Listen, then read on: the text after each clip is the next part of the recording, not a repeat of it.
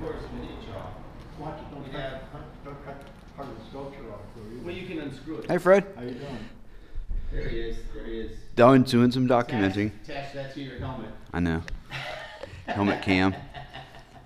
Now jump off a cliff. It's been done. Yeah, I know. That guy finally died. One of those guys, the wingsuit guy. One of the well, they all died. But anyways, this wingsuit guy who was in Norway, they outlawed it in Norway. We've been doing this now for 13 years. It's 13 years now. This is the 13th one. And it's, in some ways, it's a community service. And it's a great opportunity for people to see what people are doing that year. People come here to see what other artists are doing. And it's a great reference point. And so the main thing of the whole show is really to show, it's like a giant survey show in a small scale space that gives everybody a chance to see what everybody else is doing. So it becomes a huge community. That's why it's called Sideshow Nation now, because it's gotten so big and it just keeps growing and evolving. And anyways, that's pretty much what it is, and it's extremely popular. And this is Theresa Ellerbrock, who's my partner in this event. And so each year, you know, it comes around Thanksgiving, I tell people to contact us after Thanksgiving, and then the boogie's on. It takes about a month to hang. There's total consideration given to everybody. That's why it's different than most things. It's extremely democratic. It's extremely democratic. No one is given more attention than anybody else, you know, and it's how you can work out this many things, and it's different sizes, and it's all those things. We mainly choose what the big things are.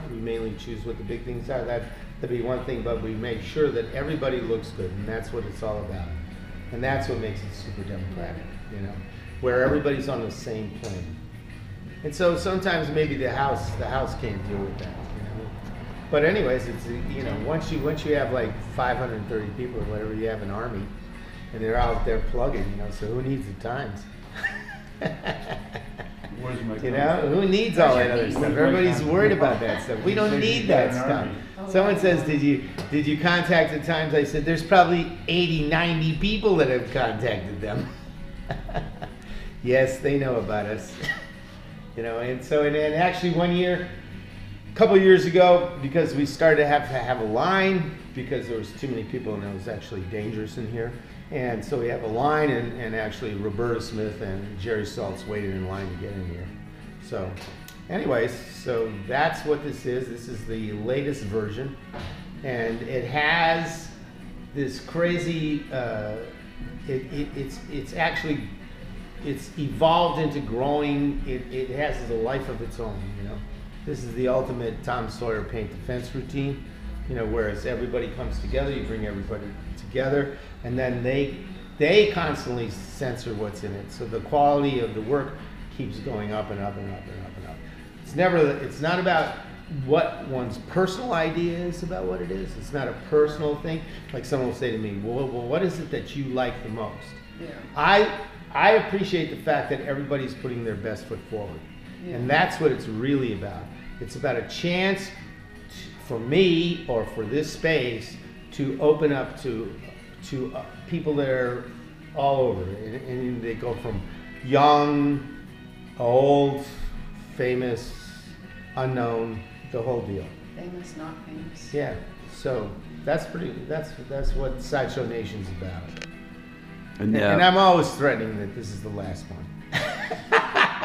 Thing is, everything that goes on the wall is completely a visual decision of what works next to the thing next to it. It never has anything to do with who's hanging next to who or someone gets an important spot.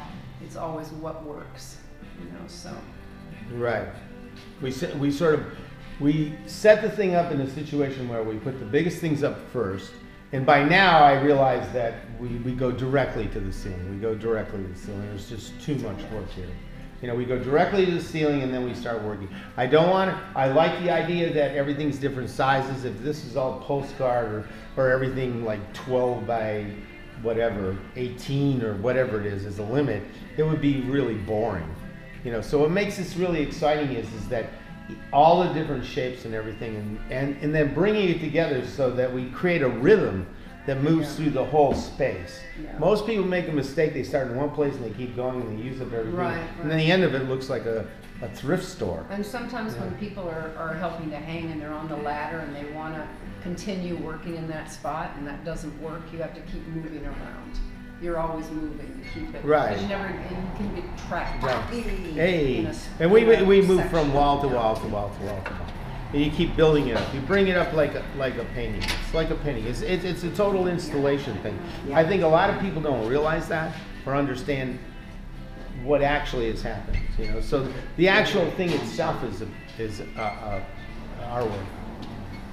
You know, so that's pretty much it. So if everybody's handled in that way, and that's what makes it exciting, because people love to come and take a look at it. You know, and you can come here, I don't know how many times, and you'll never see the whole thing. You know, it's a complete sensory overload. You know, so what I usually say is you got to come in here and let your eyes settle down, and then you could go to any point, and you'll see a bunch of great stuff.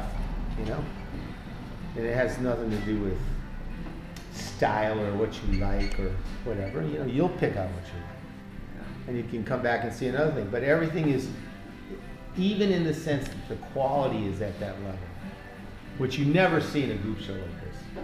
You never see that. You never get near that. You know, so it's taken a while to develop, and it just keeps going. You know, last year there was 482 people. The year before was 489, and this year there's 432, around 50 more than last I year. mean 532. You know, so what you'll do is once you put it out there, and it's actually funny is like I tell people you have to contact me after Thanksgiving, because there's no way I can remember. There's tons of people always ask me about being in the show, and so once they contact me, then I send out a mass email of what I have from the year before, and then I usually wind up I get about 30% attrition, people that didn't show up or whatever, life is in the way or all that kind of stuff, and then that number will double. And so it keeps on going and keeps on going and keeps on going.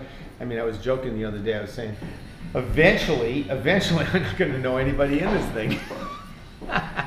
You know, because it's so funny that and there's so many good people out there. So it's a great thing to give people a chance to show what they do. You know, so it's your basic cultural duty. Hey, why did you come up with the subtitle for At the Alamo? Oh, that's just because You really in the are? neighborhood I live in right now, there's this encroaching real estate thing where our taxes have been doubled and all that other stuff. So it's a matter of time. I mean, it's just some people's version of progress, you know. So that's why I call it the Alamo. Who knows? You know, just because it pushes the limit on how much you can be here. And, you know, it becomes a financial thing. This whole thing is not based on money. You know, so. Also, I don't think. And actually, artists, most places could never even do this, or would even attempt to do it. You know, so maybe it's a combination of the two. People that won't attempt to do it, and whatever whatever it is. But Richard's gift to the arts. people love it, man. Well, People love it. it's you have as an artist, you have a feeling of a sense of community, which I don't think artists, because making art is kind of an isolated event. It's nice for everybody to have an opportunity to come together to see everybody's work. So it's a real communal experience. You know, it's very affirming for creativity. Yeah, that's the whole deal. People say, what is it? It's a celebration of creativity. That's what it is. Pure and simple. Everyone wonders, because it has all these crazy names. Like one year it was Mike Check, and it has different names that could be related to something, but it's not about things. It's definitely not about things. You know, if you want to do something that you think that goes along with the thing, fine. I don't care. You know. So it's actually funny how I have this friend, Ernie Marciano, who's in his 80s, and he was in the 10th Street galleries, And when I first started to put up shows, I was putting them in this little tiny Thai restaurant. And he came up to me and he said, why don't you do a Christmas show, you know? And I said, I hate Christmas shows. Because everybody makes these little trinkets, nobody buys them, it's a waste of time, you know what I mean? So it's a funny little thing. So I put up 2 shows, I think it was 3, I forgot what the name of the first one was.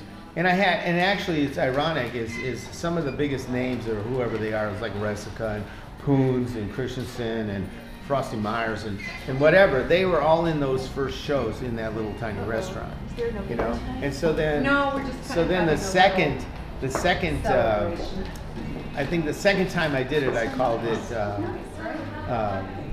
what did I call it? I called it Christmas at the Prado, in this little dinky restaurant, right? Because we had as much people as we could put in there. It was only 35. We had to have the art above the table so the food didn't get on it, you know? And so then the second one was called Miracle on Bedford Avenue. No, Louis Sloan. So that actually was the birth of it, and it came from Ernie, you know, who was in the 10th Street galleries, you know, saying you should do this, you should do this. And then, of course, my thing was more about a survey show about what people do, and then it just kept evolving and evolving and evolving. And now we're here at its present state. You know, so, yeah, it's cool. It's cool. And everybody's finally figured out what it is. That even makes it cooler. You know, because a lot of times when you do this kind of thing, everyone's second guessing or figuring out what you're doing, and they don't really understand it, or maybe they don't understand because of what its place is in their realm, or how the world looks at it. And now everybody looks at it at a very high level, and that's cool. So we've achieved our goal. You know, so that's pretty much what this is.